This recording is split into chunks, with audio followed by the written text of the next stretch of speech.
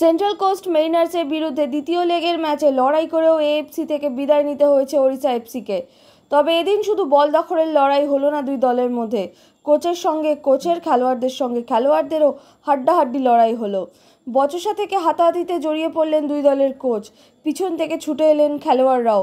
Support স্টাফরাই বা পিছিয়ে থাকবে কেন, তাদের মধ্যেও লেগে গেল হাতাহাতি। যারা থামানোর চেষ্টা করেছিলেন তারাও থামাতে পারেননি। এরপর সিকিউরিটি গার্ডের হস্তক্ষেপে পরিস্থিতি নিয়ন্ত্রণে আসে, দুই দলকেই ড্রেসিং রুমে পাঠানো হয়। এই ঘটনার সূত্রপাত হয় সেন্ট্রাল কোস্ট মেরিনার্সের রায়ান এডমন্ডসনের হলুদ কার্ড দেখা থেকে। এরপর হাফ টাইমে যখন ড্রেসিং রুমের দিকে যাচ্ছিলেন দুই কোচ, তখনই বচসায় জড়ান দুজনে। এরপরই শুরু হয়ে যায় মহাযুদ্ধ। ম্যাচের আবহাওয়া গরম হলেও পরে দুই দলই শান্ত ছিল।